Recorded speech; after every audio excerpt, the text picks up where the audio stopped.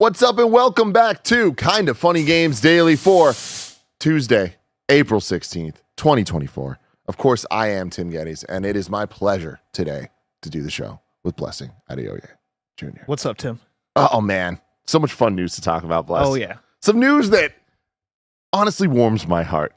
Oh, of course. I mean, I almost don't want to talk about it I yet know. because it's story number one. It is story but number one. we did it. Yeah. We made it happen. We made it. You and me and you. We did it together. We did it. They listened. With all of you, your support out there. You know, people might have had to go to jail to make this happen, but it's okay. They did. We got through it. We got through it. We got Johnny Silverhand, man. We got Johnny. We did the fucking Silverhand. thing. God, man. All right. We'll talk about that in just a second because, of course, this is Kinda Funny Games Daily, where each and every weekday we run you through all of the video game news that you need to know. If you like that, you can support us with the Kinda Funny membership. That gets you the shows ad-free. You can watch live as we record them, and you get a daily exclusive Gregway. You also could be a super, super, super cool Patreon producer like Carl Jacobs, Kieran Hovasapian, and Delaney Twining. Thank you all so very much for your support. That means you don't need to hear the ads for Factor, like we'll tell you about later. A little housekeeping for you. Mad Max in Review, Episode 2 is now live. The Road Warrior. Bless, this franchise is fucking crazy. Is it? Wait, was that Kevin? Oh, man, that's fucking awesome. I've not seen this intro before. Yeah, like you have only seen Fury Road. I don't know. I forget if you said you only watched part of Fury Road. I only watched part of Fury Road. So now, I'm now 2 movies into Mad Max, and Bless, they're just not what you expect. Specifically, the first movie. It's just not. It's not Fury Road. I need to watch it. I don't know what I expect Mad Max to be in my head. I feel like it's like a more hardcore Idiocracy. I don't know if you ever watched Idiocracy. Yes. Yeah, that's in some ways that, but also it's just, you'll just have to see. I don't know if you're going to vibe with it, but you might. The Road Warrior The Road Warriors, which is number 2. Yeah. That's a real ass movie. You watch that and you're like, oh, I get, like, this makes sense. This leads to Fury Road. The first Mad Max, you're like, what? All right. Interesting. I liked it a lot though. But yeah, anyway, watch the interview. Dude, I got so close to watching The Prestige on Sunday. Because I've been putting off this, like, my own personal Christopher Nolan in review. Because I know I fucking love Christopher Nolan movies, but I've only seen a small percentage of them. And so I was like looking up, I was like, okay, do I do Memento or do I do Prestige or do I do both. Dunkirk?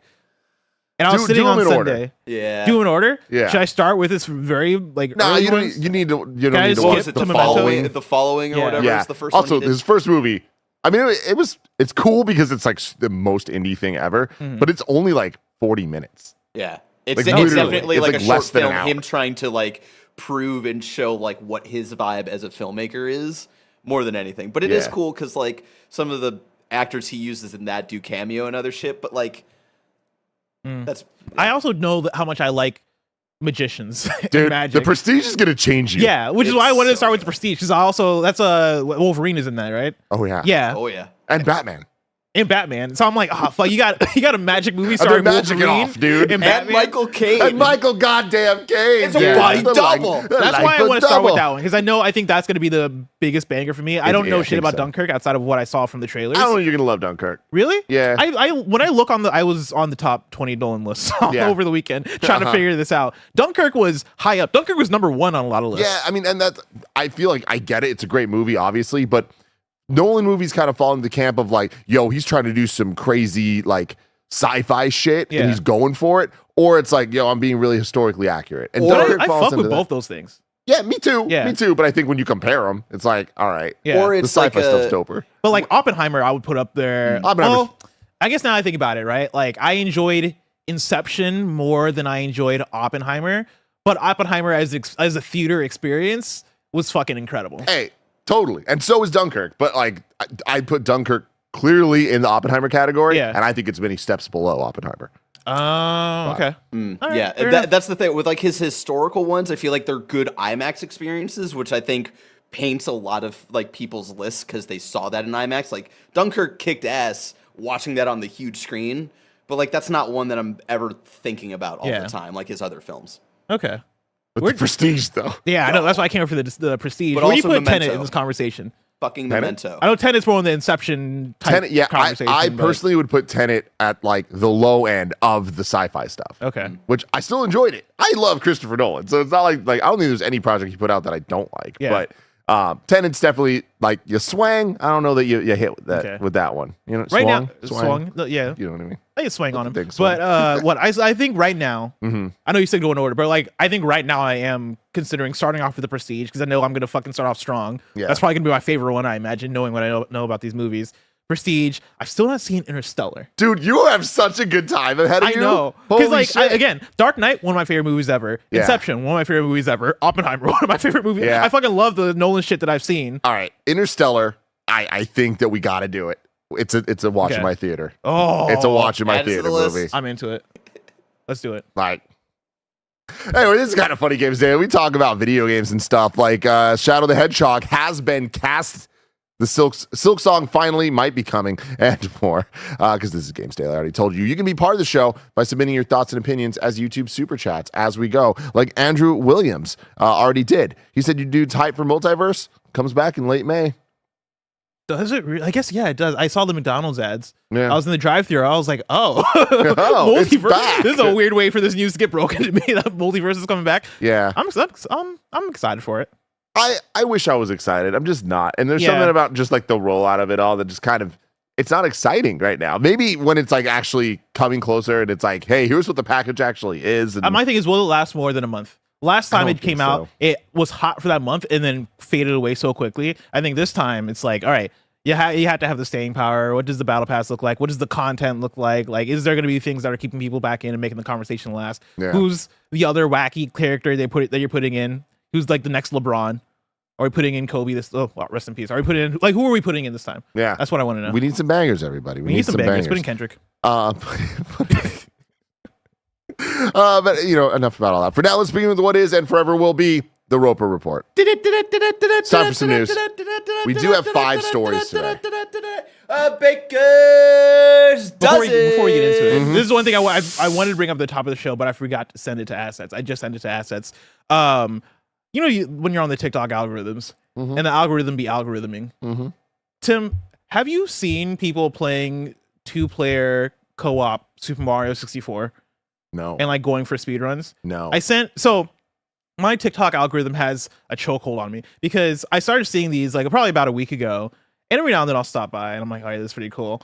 And then I'll swipe and do my regular TikTok thing. The other day, yesterday, I was swiping through TikTok, came across one of the streams, watched it for a second. I was like, damn, it's really cool. Like, it's basically people are trying, I think it's a 120 star type speed run, right? Where people are jumping, like one person's playing as Mario, the other person's playing as Luigi, and you are like going for the 100 coins at the same time. You're strategizing like, all right, we're going to do all 6 stars on this level, but while we're doing it, like one person's going to stay in the level. So it like keeps that ongoing coin count. Okay. And so there's a fun strategy to it. I had this thing happen where it's not happened to me many times on TikTok before, where I see one, because it's like they're doing 2 streams at the same time. I see the first stream. This is the first stream I'm watching here, right? And then I'm swiping through, and then the other person is right there, and it's really cool. But you can see the setup they have, where it's like they have the main person playing either Mario and Luigi, and then in the corner you can see what the other person's doing, and I swipe back up, and it's like the other person's stream. I'm like, this is fucking wacky. That's crazy. I love it. It's fucking cool though. I'm like, dude, TikTok knows what I want. And we got to figure that out. I want co-op Mario content. Me and you. I would love to figure it out. 64. I don't know what that looks like, but I think me and you could make a pretty good speedrun record in Mario 64. Speedrun record? I don't know about all that. I think we could be in the contention. I don't know if we'll get number 1. Maybe the no, I think we'll actually, be in the top I'm just going to say no. I think we can get top 50. One of the most speedrun games ever. I'm not so sure. I believe in us. But co-op speedrun? I mean, I guess that's a good point. That is a good point. Although people are already doing it. At least 2 of them. Yeah, but I think they're like the only ones. These are the same guys I keep seeing. Yeah, good for them.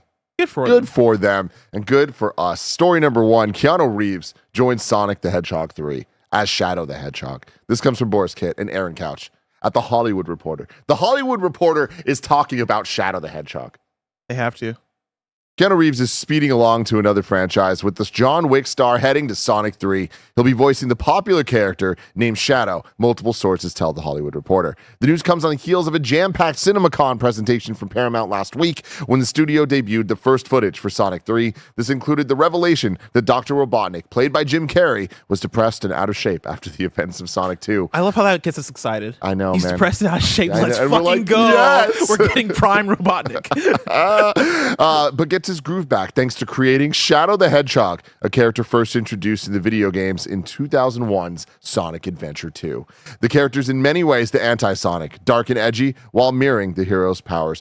Thank you so much, Barrett, for bringing up this thumbnail, and thank you so much, Roger, for creating it. I love it so much. For audio listeners, our thumbnail for YouTube today is Keanu Reeves' face photoshopped onto Shadow the Hedgehog's body, and it looks perfect. So it feels right. We got Keanu Reeves. We got Idris Elba. Mm-hmm. This is the cyberpunk Sonic the Hedgehog crossover we never thought possible. Yeah. Les, what are your thoughts? I'm just happy that Sonic the Hedgehog fans have something that we can look forward to consistently that is exciting, quality. Like who would have thought we would have got here to Sonic? If you told me like before 2020, right before the Sonic the Hedgehog movies came out, hey, in the third Sonic the Hedgehog movie, you're gonna have Idris Elba, one of my favorite actors. You're gonna have Idris Elba playing Knuckles. You're gonna have Keanu fucking Reeves playing Shadow the Hedgehog. And that ugly Sonic that they showed, that's not the real Sonic. They're gonna make him look a bit better. I wouldn't believe you. I'd be shocked. Roger, you're the number one Shadow the Hedgehog fan. We need to give Shadow the Hedgehog a gun. That's the number one thing that we need to figure out now. Yeah. We have the king of gun fu, and we need to give this guy a gun. I don't care if this gun shoots laser beams, ice. I don't give a shit. Who cares? He needs a fucking gun, everybody. And that is the number one thing we need to figure out as a country. Number one. Dude. I hope he says damn. I think it's going to happen. I hope he says damn. Yeah. Dude, I think it's going to happen because apparently the CinemaCon footage, he's on his motorcycle. God. And if they know what they have. Yeah. So I think that they're going to deliver. Now, Bless, to your point about how are we in this timeline. Now, real quick, did you see Chippendale Rescue Rangers? No. The movie? Well, very good. I'm very curious about where this is going. You need to watch the movie. I don't want to spoil anything. I'm not a Chippendale guy. Doesn't matter. You need to watch it. It's so good. It is so much fun. Okay. Also so not much a Chippendale guy. Okay. Yeah, it has less to do with Chippendale, more to do with just everything. It's kind of like Multiverses, the movie. But okay. I don't want to spoil things because I'll show you after this a scene that is going to change your life. Okay. But I'm going to change your life even more right now, Bless. What's that? Would you believe that in 10 days, Knuckles 10 days? comes out on Paramount Plus? We are 10 days away from Knuckles. Fuck. Yeah, man. Holy shit. Oh, man. That's exciting. It is. That's wild. It is. Year of the Shadow, man. Year of the Shadow. And that movie, Sonic 3 is coming out this year. Yeah. And so, yeah, like this really is the year that we saw the Sonic the Hedgehog account talking about how this year is the year of Shadow. It feels like they're being very genuine about it, right? Like they're keeping up with it. They're making it happen. You guys saw Sonic more than Nintendo ever did. Yeah, we got Sonic Cross Shadow Generations coming out later this year. But no, like I think the wildest thing about this casting is that I still don't believe it. Like I'm reading it, I'm like, that's fucking insane. I know, because all the rumors, people were talking about Hayden Christensen, which I would have loved. Like, honestly, in my mind, I'm like, oh, that is hilariously dream meme casting, but also I'm actually legitimately stoked about that. Like the idea of Hayden Christensen's voice coming out of Shadow the Hedgehog works on so many levels for me. And I was like, oh, I'm going to be disappointed if that ends up not being the case. And then they announced Keanu Reeves. I was like, second best thing, I think. In my mind, I'm like, oh, I didn't even think that was possible. I think that's the thing is, I was excited about Hayden Christensen because I didn't think Keanu Reeves was possible. This is actually perfect. The fact that it's Keanu Reeves, I'm like, oh, they did the impossible. They did the impossible. Good for them, man. Oh, God, and I also can't Jim wait. Carrey's back. Apparently, as Dr. He's Robotnik. back, dude. This is about to be insane. Yeah. Did you see that the director was talking about like trying to build out to like a Sonic like cinematic universe type thing where they're like, we want to get to like Avengers level shit with this. Okay, but let's not get crazy. but they're doing it. Not get nuts. They're doing it already, Bless. Sonic is one universe. But he's saying in terms of the cast of characters of Sonic, like not necessarily crossover stuff, but like we want to keep adding to the lore of the Sonic stuff. Okay, so they want to get Rouge the Bat in there, Big the Cat, want to get that crocodile in there. All right, dude. I'm with it. Yeah. Let's make a Chaotix movie. Why not? Just go for it. If you're really going to do this. Pretty much doing it on Paramount Plus in 10 days, guys. We kind of are, yeah. Fuck. God damn. Story number 2. Nintendo Indie World Showcase announced for tomorrow with 20 minutes of indie games heading to Switch. This comes from Taylor Lyles at IGN. Nintendo's announced the first Indie World Showcase for 2024. for. Yeah, Zach Jackson in the chat saying Kristen Ritter as Rouge the Bat. At this point, I believe it. That's pretty much rumored. Like that's what everyone's talking about. I think it's real. No way. Yeah, dude. I won't believe it till I see it. Dude. That's too perfect. Also, Shadow is too perfect, but still. The digital showcase airs tomorrow, April 17th at 7 a.m. Pacific time. As with previous Indie World showcases, the event will be roughly 20 minutes and will feature news and updates focused on indie games headed to the Nintendo Switch. The last Nintendo Indie World showcase was held in November. Some of the announcements from that event included a Switch port of Outer Wilds, Shantae Advance Risky Revolution, and On Your Tail. Though Nintendo did not tease or specify which indie games would appear this time around, many fans hope that Team Cherry will finally unveil a release date for Hollow Knight Silksong. Silksong, the highly anticipated sequel to the 2017 game Hollow Knight, was announced back in 2019, but in the years since, Team Cherry has provided minimal updates on when fans can expect the project to release. Here's the thing. What's the thing, Bless? Because every Nintendo indie thing, people are like Silksong, right? And like it never happens. And it always feels... It did once. Was that a Nintendo thing? I forget where that happened. It was first shown at a Nintendo thing. It was first shown at a Nintendo thing, but then it was like, I think, re-revealed at an Xbox thing, at the Xbox E3 showcase. And they were like, oh yeah, in 12 months, and those 12 months flew by. But yeah, we keep doing this every time there's any kind of showcase where Silksong, is it going to happen? Is it going to happen? Here's the thing. Because people are doing the same thing with this one.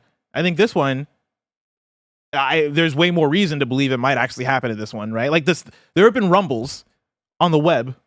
There have been rumbles mainly on the ratings boards. There was that last week or during April. It was on April Fool's Day, right? That where the Hollow Knight Silksong store page went up on Xbox and I think on other platforms as well. Kindoffunny.com says you're wrong. And then like lately, like there have been multiple outlets in different countries talking about, oh yeah, we have the Silksong rating. So it feels like it was rated in Korea, I think like last week, and that's typically like. People have seen before that if a game gets rated in Korea, it usually is coming out in the next 6 months, usually, not guaranteed always the case, and then it just got rated in Australia. Yeah. This isn't me saying that it's going to happen, but it is me saying that there's a chance. Yeah, I mean, honestly, I think there's a stronger chance now than ever. I'd be like a 40% chance it's there. I'd wouldn't be surprised if it's not though. Like Silksong could be anywhere and everywhere at this point. The thing is, in a lot of ways, it feels like it's graduated from an indie world showcase to more of like a actual showcase, it's a closer at the game awards type thing. Exactly, like that, or even a real Nintendo Direct, or a PlayStation showcase, or one of the Xbox showcases. Like I can imagine following up from the last time they did this, like at the Xbox Game Showcase in June.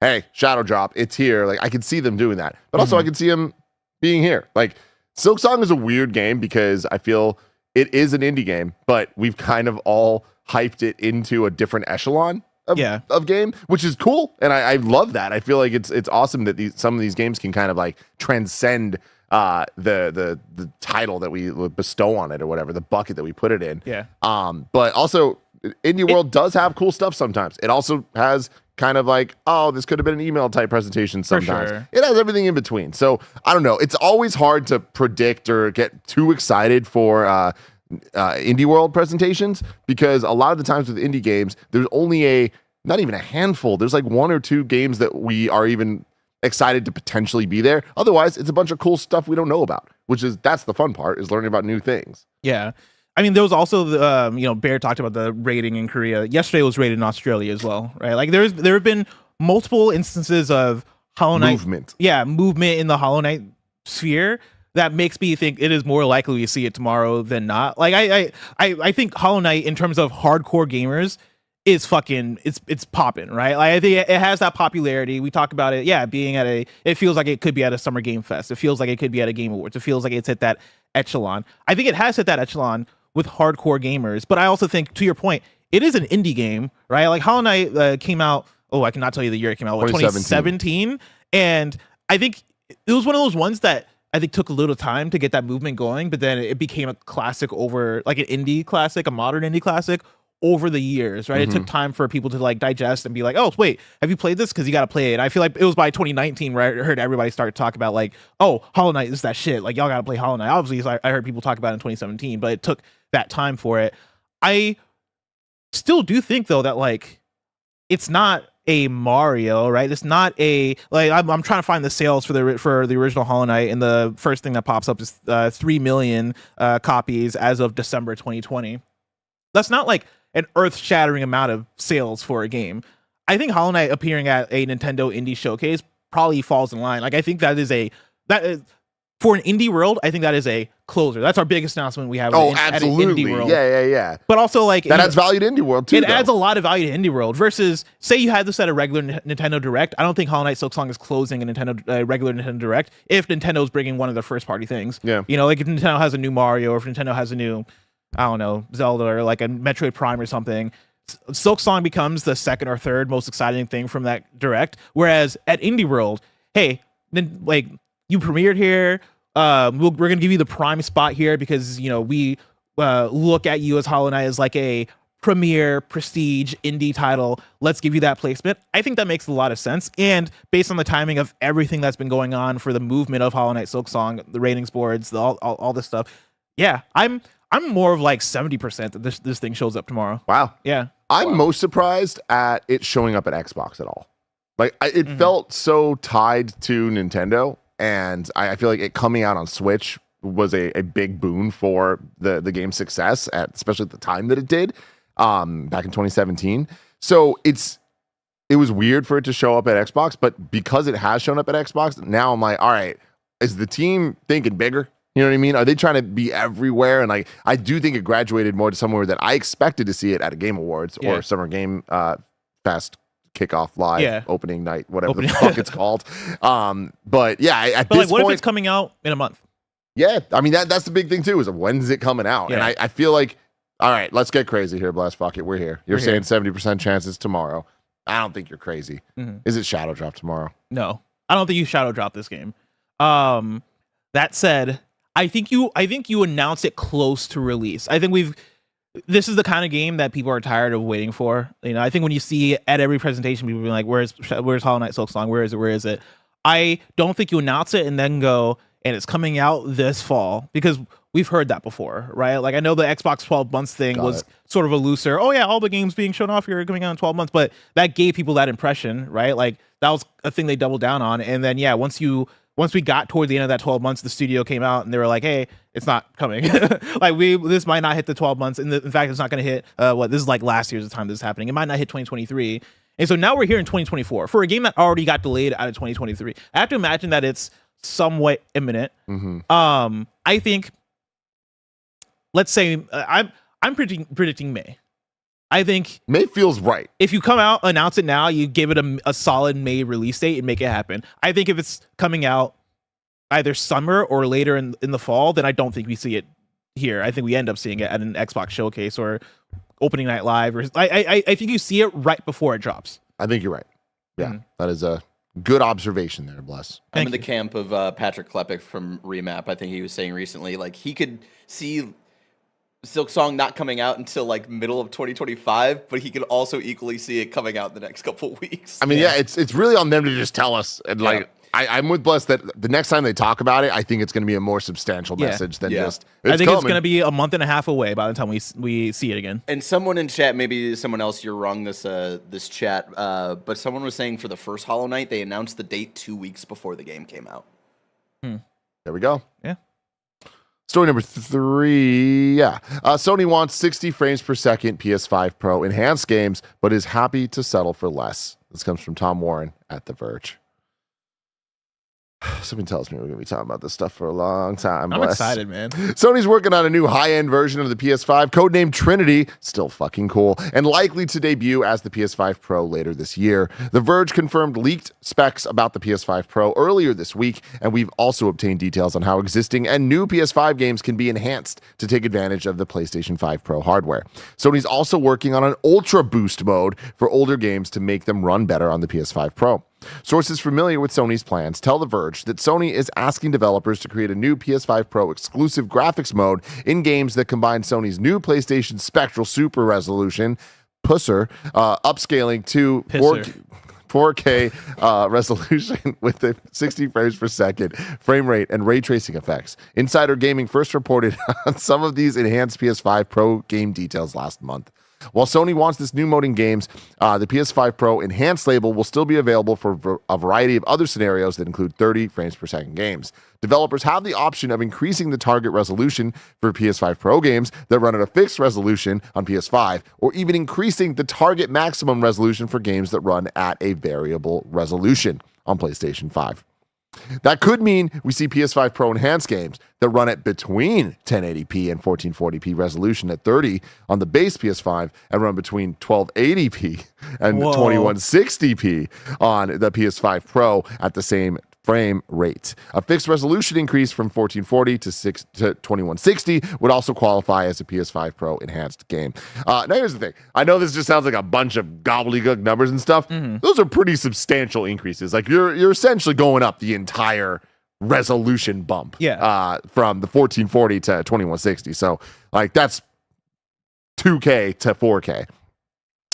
Developers could also choose to enable ray tracing effects and get the PS5 Pro Enhanced label without improving resolution or frame rates. Okay. What? You're losing me here. If a developer wants to target 60 instead of 30 with the same resolution, this may also qualify as a PS5 Pro Enhanced game. I'm going to just editorialize a little bit here. Yeah. Also, if they fucking feel like it, they're just call if it you just want to PS5 put Enhanced on it, we'll put it there for and you. then it is what it is. Simply running a game at a more stable frame rate on PS5 Pro is not enough for the Enhanced label, though. Sony also won't add the label to games that run with the variable resolution and see increased resolution on the PS5 Pro that doesn't improve the maximum resolution. So if a game moves from 1440 to 2160 variable to 1800 2160 variable, this would not qualify for the Enhanced label. So they want some solid frame rates. Consistent, just strong. Which I'm here for. Let's go, man. Developers will need to update their games to Sony's latest SDK to take advantage of PS5 Pro features, but some games that haven't been updated will still benefit from better performance on the upcoming console. I understand that the PS5 Pro will have an Ultra Boost mode that will help VRR modes run at a higher frame rate, and games with a variable resolution may render at higher resolutions. Overall, frame rates may be more stable in certain games too. This is such fucking hilarious shit. Things may be better, but they may not. I know there's still more to read, but like, how much of a marketing problem do you think they're going to have with this? I don't think they're actually going. I think that we're all going to talk about it as if it's a problem. It's not going to be a problem. They're going to have their buzzwords they're able to sell people on. People are just going to buy the console. I don't think there's any risk of this thing not selling. So I think that's where that's at. I don't think they give a shit. You know what I mean? That's also fair. Let's hope things work. let's hope. They're just going to call it Enhanced. We're going to be like, all right, sure. All right, cool. It's Pro. It's Enhanced. Sony does warn developers that many unpatched games won't show improvements in this Ultra Boost mode, though. Oh, unpatched. Got it. Games that run at a fixed resolution and graphical setting for fixed rendering resolutions won't show improvements. Even if developers remain on older versions of Sony's SDK, they can still utilize Pusser to upscale titles and get access to the additional system memory that Sony is offering game developers. The requirements for the PS5 Pro Enhanced label seem largely similar to what Sony did with the PS4 Pro, and there's some clear flexibility here so developers can pick what they want to improve. If a game qualifies for the Enhanced label, it can be displayed on disc packaging and on Sony's PlayStation Store pages. I really hope they change it from Pusser. Yeah? There's no way. I hope they don't. The internet runs with it, which they will. We know the internet.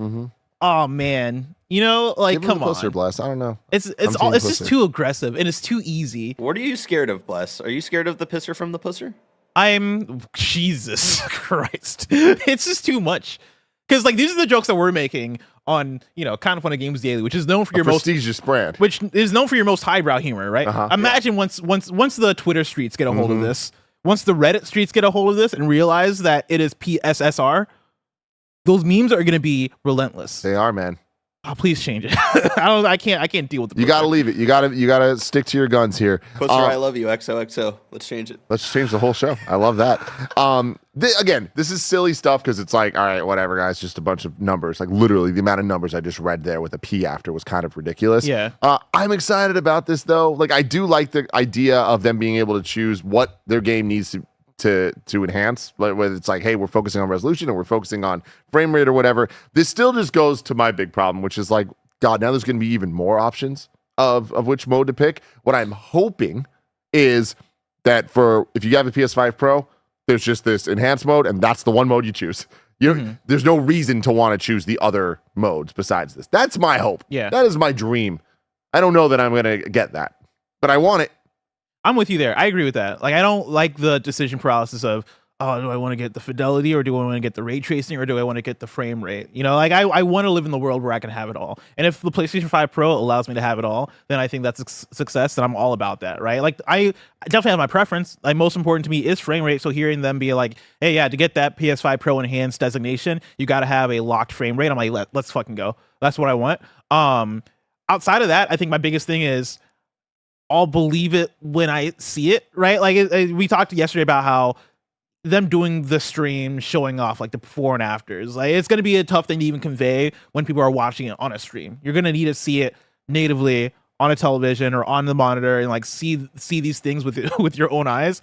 I want to see it because right now where I'm at with games in general, when I'm playing on a performance mode, like, I can kind of tell the difference between fidelity and performance. Well, I can easily tell performance because frame rate, I think, is easier for me personally to distinguish as opposed to just like better fidelity.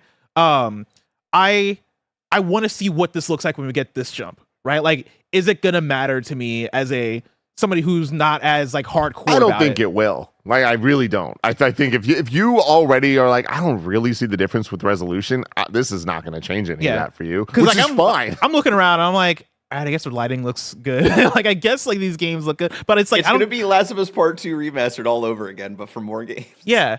Yeah. Like, for me, I'm like, hey, the more frame rate, the better. Like, frame rate, I am all in, because as soon as I still remember day one of having my PS5 and playing, because I think I jumped from a base PS4 to PS5. I didn't even fuck with the PS4 Pro that much. So jumping into Miles Morales in performance mode and being like, whoa, everything's so smooth. I am going so fast. Like, I can see every frame in this rate. You know what I mean? That was fucking cool. That was fucking dope. And that's how I want to play my games, with that mode.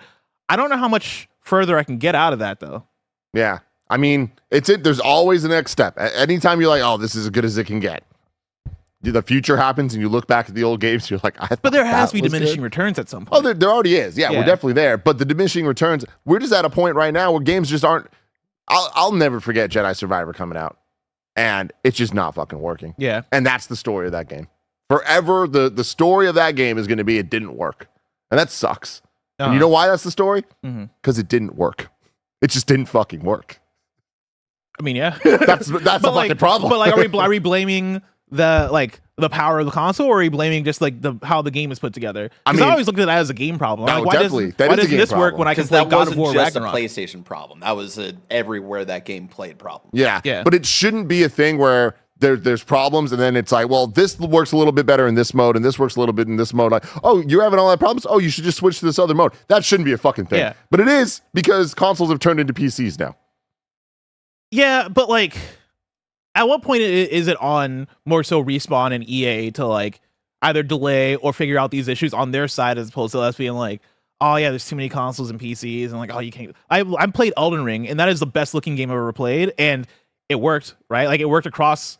Well, it worked on multi-platforms. It worked on PC, right? And it looked fucking great, and it ran really well with like, I don't remember that having many frame drops. To be clear, I'm not blaming the hardware at all. Okay. I'm 100%. It's on the software side, where it's like all of this stuff. It's like this is still on the devs to figure out what they're prioritizing for the modes to work. So it's like, this is not going to be there's one answer that we're getting everything. You're not getting ray tracing and frame rate and resolution. Some games will, but I think that they're going to essentially have to choose, I imagine, 1 to 2 of the things. I feel like ray tracing plus frame rate or resolution, which is what we've already kind of been seeing with the difference between when there's a performance mode, fidelity mode, and then there's that third RT performance mode. Yeah. Which I feel is kind of the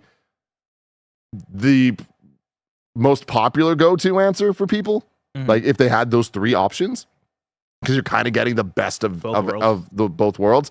I imagine that this enhanced thing is going to be just a better version of that is more standardized across games. I'm hoping. Yeah. But we'll have to wait and see. I just hope I think out of all this, the thing I'm most excited for, the thing I'm most curious about is the PSSR. I hope they make that term something cooler. Like, maybe they just go with Pro Enhanced, and like, that is their way of saying this has pusher in it. But like, I want to see what that AI upsampling looks like, you know? The thing is with AI is it is a complicated word to use because it is a negative buzzword to a certain audience in a certain way. The general public doesn't feel that way, though. So I think that it's a lot easier for them to just talk about AI than we are. We get kind of gun shy about it, but I feel like all they need to do is like using advanced artificial intelligence. We're able to make your shit look dope as fuck. But like, I think Nvidia does it in a good way, right? They do. They have DLSS, and they talk about DLSS. We know DLSS is using AI technology, but the way they talk about it, it's like, oh, this makes sense. We know what this is doing. I just think they got to change. I think if they want to roll a PSSR, and just make that the thing. I think there's a cooler name you can find for that. Like, not even just for the fact that it sounds like Pusser, but I think when you put a bunch of letters like that together and it's just an acronym for whatever the fuck, the general audience looks at that and it's like, okay, cool, APSSR. But if you're able to go, I don't know, man, super sampling or some shit. Well, that's what it is. That's what the SR is. It is what it is. But I think there's a better term you can use for it, but whatever, right? I think if you're able to drive that home of, hey, not only do you get better frame rates, not only do you get better resolution, but your games are going to look so much fucking better because of this new technology that we're pushing on the PlayStation side. As long as you're able to convey that in the gameplay and in presentations, the way that I look at Andy playing Cyberpunk and he shows me the before and afters, and I'm like, whoa. Yeah. I think we need that moment with PS5 Pro. If they're able to nail down having those moments, and I think that's where the before and afters might have to come in, then I think you got something. Then I think you might be cooking. But like, if you're not able to do that, like if I'm looking at the presentations and I'm like, okay, but does God of War Ragnarok look better? I can't tell. Dude, real talk. It's gonna be a problem. Yeah, I honestly, I think you're gonna have a problem. I really think that I think this is gonna be one of those things where they're just gonna be like, yo, it's better, and you just need to kind of believe them, and it's gonna be better. But I don't think it's gonna be the type of thing. I don't think that this is going to anybody that is not interested in buying a PS5 Pro right now. I don't think that anything they're gonna see is gonna make them go, but I need it now. Maybe I might be not tapped in enough. I don't feel like anybody is really excited for a PS5 Pro. People that don't have PS5s. I think that that's the audience for this. I think that it's not so much trying to get people to upgrade. There will be a lot of people that do. I'm gonna upgrade. This stuff for me, I'm like, I'm already sold. I know I want the best experience on a PlayStation, so I'm gonna do this. I know that I'm not like representative of the majority. That's fine. I think that the target audience for this is continuing getting new people playing PS5, and this is just them trying to be like, yo, it's the best we got out there, and that's why we're getting these mid-gen console refreshes. Like, if their strategy is to try to get everybody to upgrade their systems, I think that's insane. Yeah, that's fair. But we'll have to wait. We'll have to see, everybody. And while we do all of that, remember, you can support us with the Kinda Funny membership and get the shows ad-free. But for everyone else, here's a word from our sponsors. This episode is brought to you by Factor. Eat stress-free this spring with Factor's delicious, ready-to-eat meals. A ton of us here at Kinda Funny have been so thankful for Factor since we've been in the new studio, and you can too. Every fresh, never frozen meal is chef-crafted, dietitian-approved, and ready to eat in just 2 minutes. Choose from a weekly menu of 35 options, including popular options like Calorie Smart, Keto, Protein Plus, or Vegan and Veggie. Also, discover more than 60 add-ons every week, like breakfast, on-the-go lunch, snacks, and beverages to help you stay fueled and feel good all day long. What are you waiting for? Get started today and fuel up your springtime goals. Get chef-prepared meals on the table in 2 minutes with Factor's ready-to-eat meals so you can get back to doing what you love this spring. Head to factormeals.com/kindafunny50 and use code kindafunny50 to get 50% off your first box plus 20% off your next box. That's code kindafunny50 at factormeals.com/kindafunny50 to get 50% off your first box plus 20% off your next box while your subscription is active. We got a super chat from Armando who says Interstellar returns to theaters on September 27th and will be screened in 70mm IMAX. Maybe Blessing joins for a rewatch, Kinda Funny, and review. That would be sick. Honestly, like, if you get the chance to watch Interstellar in IMAX, you gotta take September 27th? Okay. You gotta take it, man. September 27th. I think I might be going to Wicked. That day? I think that day. I gotta double check, but I could be down for that. You got to prioritize. I'm gonna be real, Bless. It's like I was a theater kid, but I wasn't a musical theater kid.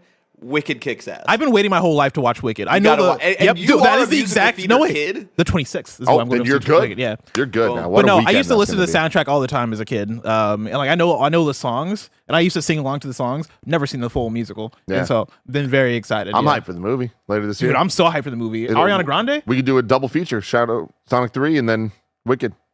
Part 1? That is, you don't understand how excited. You don't understand I love us so much. Targeted that is. That's a double feature. That's amazing. Amazing. Story number 4. It Takes Two studio Hazelight says it will announce new stuff later this year. Ooh. This comes from Chris Scullion at VGC. Hazelight has teased that its next game may be announced later this year. In a post on its official Twitter account, the studio noted that its 10th anniversary will be in November, and that while it will be looking back at its previous achievements in the near future, it will reveal new, real good stuff later in the year. In November, we're celebrating the 10th anniversary of Hazelight. The post reads, I'm going to read the whole post here. It's fun. In November, we're celebrating the 10th anniversary of Hazelight. Damn, it's nostalgic looking back at Joseph accepting a BAFTA for Brothers, A Tale of Two Sons back in March 2014. The crazy success of that game is why he founded Hazelight soon after. Sure, we got new, real good stuff cooking that we'll talk more about later this year, but right now we want to take you on a trip down memory lane and show you some of the never-before-seen moments that got us here. More to come soon, and then there's a thread of stuff. Cool. I'm excited for this. You got to imagine Game Awards. Game Fest. Oh, Game Awards. Oh, what do you think? I don't know. I mean, I think it'll be a Keeley thing. Yeah, for sure. Them saying later this year. Later this year does feel like further down, than June. Because I feel like they would say this summer. If maybe I don't know. Yeah, I mean, maybe they say soon. yeah, soon. Because we're getting soon. Summer Game Fest is real close. Yeah. Either way, I'm excited to see what this is. I hope it's more of what we know Hazelight Studios for, right? Like, I really fucked with A Way Out. I really loved It Takes Two. Like, I think they've got something here. The fact that they're really the only studio doing what they're doing on that level, I love to see that, right? It makes me look. It reminds me of how Blue Point is like, the guys when it comes to remakes, right? Like, you look at Blue Point, you're like, oh, if we want a dope ass remake made, we go to Blue Point. If you want a good ass unique co-op game, like, you go to Hazelight, and like they're gonna knock it out of the park. And so, very excited to see what this game is. Very excited. I do hope it's another co-op game because I agree with you. I love that they have this like fun identity niche that they're kind of like building out. Yeah, great identity there. Yesterday, Bless, you bringing up Blue Point, I saw a video going around Twitter that was just gameplay of Shadow of the Colossus 2018. Yeah, and I was so close to just sending it to you, and I was like, I don't need to do that. But dude, what a game, dude. Shadow of the Colossus 2018 is incredible because of Shadow of the Colossus, but also how like that game just looks so fucking good. I came across actually the screenshots that I took because I replayed it either in 2020 or in 2021. I was posting screenshots during my playthrough. I don't know how I found them again, but I was just looking through them. I'm like, dude, this game is gorgeous. It was I think when photo modes were first like. Or not, when photo modes were making a comeback, or when photo modes were having a moment. I think it was after Ghost of Tsushima, because everybody was taking photos in Ghost of Tsushima. So I think after that, sometime I was playing Shadow, and I was just in the photo mode constantly in that game, and it looks incredible. It's incredible, man. Like, what a special thing. And dude, shout out to Blue Point. One day we'll finally know what they're working on. Yeah. It's weird, right? Like, how do we still not know what the fuck Blue Point's been up to? Like, how many years have we been like, oh, well, they're working on original content? What's the content? What if PlayStation Studios aren't doing anything? What if like after all the previous games they're like we did good. Fucking Herman Hulst pulls a meeting with all the studio heads and he's like, listen, we worked real hard during the PS4 generation. We're gonna give you guys this generation off. All right, we'll be back with PlayStation 6. We're gonna act like we're working on things, but like don't worry about it. Don't worry about it. Right now they're not working on shit. Yeah. We got a couple super chats I wanted to get to real quick. We got Michael writing and saying, you guys fucking rock. Thank you, Michael. You rock, you Michael. Fucking rock. Mikey rocks. Yeah. Then we got CJ Splits on saying, I think the value of a Pro for a lot of us is going to be enhanced / non-broken performance mode. So it's so bad in the Final Fantasy games. Yeah. I mean, that's the goal. That's the hope. I'll believe it when I see it. But like, again, I think the performance modes, I don't look at that as a hardware issue. Like I look at that as the software because there's so many performance modes that work so flawlessly. I guess maybe a PS5 Pro can help with it, but I don't know. Like, I don't see that as oh man, the PS5 Pro is going to solve all my issues with certain modes not working the way they should. Like, I don't think Dragon's Dogma 2 automatically gets the locked 60 FPS just because the PS5 Pro is doing it. Like, I think they have to opt into that kind of thing, right? Yeah. Gonna be interesting. And then Voss says Rebirth sales underperforming. Pikmin 4 sold more. Yeah, I don't know. Have we talked about this on the show? I don't think so. Rebirth. No, I don't think we have. Yeah, I mean, it is pretty upsetting, honestly. Like, I mean, it's still doing great, millions sold, but it's not like Compared to Final Fantasy VII Remake, it's like nowhere near as good. But there's context there where there was so many more PS4s out when Remake came out. The pandemic was happening. And this is a sequel in an episodic series. So there was a lot against Rebirth. I do think that when all said and done, and Rebirth or Final Fantasy VII Remake 3, whatever the hell it's called, comes out, and when Rebirth finally does get ported to PC, and then potentially when these end up on other consoles, if that happens, I think at the end of the day, the console sales are going to, or the game sales are going to be just fine if they're not already. But Square does have very lofty expectations for its games, and we've seen constantly recently them being like, oh, it underperformed. So if Final Fantasy VII Rebirth, their crown achievement title, is underperforming, that's not great. I have an article from Tom Ivan at Video Games Chronicle. Final Fantasy VII Rebirth is underperforming sales-wise, analyst claims. It says Final Fantasy VII Rebirth is reportedly underperforming commercially. That's according to Daniel Ahmad, Director of Research and Insights at Nico Partners, who said the PS5 game has been faring worse than its predecessor following its release in February. Quote, it's selling about half of what Remake sold in the same time frame and looks like it'll have a weaker tail prior to any PS Plus-like release, Ahmad added. Final Fantasy VII Remake was released for PS4 in April 2020 when the console had an install base of over 100 million units. Shipments of the game topped 3.5 million in its first 3 days, according to Square Enix, which hasn't announced Rebirth sales data. But I think that install base thing is like a big factor in this. Final Fantasy VII Rebirth or Remake came out in the final year of the PS4, and we're only about halfway through the generation for the PS5. And like, I think we also know where we're at in 2024 versus 2020, beginning of 2020, or like mid 2020, where it was pandemic, where it was, did Remake come out like right at the start of pandemic? Was that what it was? Yeah, 7th? It was. I remember like we got codes for Persona 5 Royal like the day after we started working from home. And then, like, it was around that same time we also got Final Fantasy. Or it was like a month later we got Final Fantasy. Like, so we were already at home. Yeah. Yeah. So I would think that probably has a big factor into Remake as well. We know sales for games are I think, dipping post, or like, I guess, late pandemic. I don't even know if we're in pandemic anymore. The news has stopped talking about it. But yeah, like, I think there's a lot of factors around that. But I wouldn't be surprised also if interest was waning. Like, here's the thing: we cannot look at these numbers and say that it's not a success. And if that's the case, we gotta reframe our thoughts on what success looks like. And we've said that for years about Square Enix, that they have to reframe their ideas of success. Here's what I'll throw out there: what if there's just too many Final Fantasy games?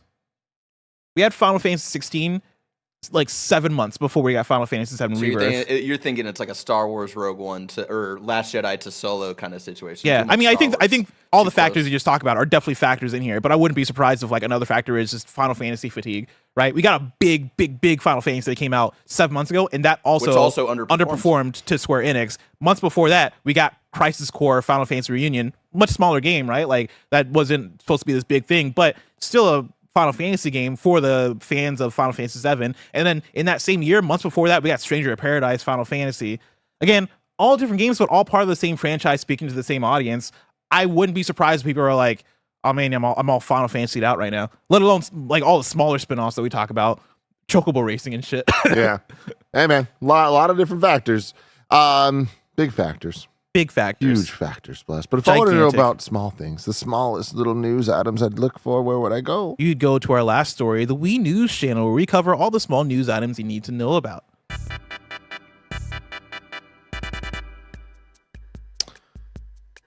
First thing we got, a tweet from Mario64.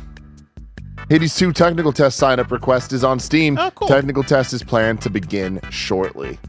Ooh. That's exciting. Yeah.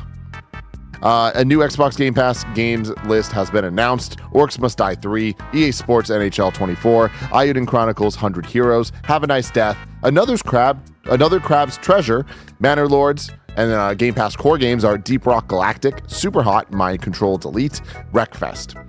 Kill It With Fire 2, starring Andy Cortez, is out today in early access for PC. Yeah. Life Eater is out today on PC. Planet of Lana is out today on PC and Switch. Play that game. Dave the Diver's out on PlayStation. Grounded is out on PlayStation. Harold Halibut is out today. Ermax available in Mortal Kombat 1. And Metaphor Refantasio is getting a showcase on April 22nd at 3 p.m. Pacific time. Will we be live reacting to that, Blessing? Corner Bear Corner? Yes, we will. Y'all are doing it. We're doing Barrett, it. We're doing the damn Blessing, hanging out, refantasing each other live for your amusement. The more I read this name, Metaphor Refantasio, the more it warms up to me. Yeah. I think at first It's the more I look at the logo specifically for Metaphor, where I'm like, that's sick. it's as fuck. sick as fuck. Well, when they first announced, I was like, "What the fuck is that name?" Now that we're this far down the line, I'm like, Metaphor Refantasio goes fucking hard as a name for a game.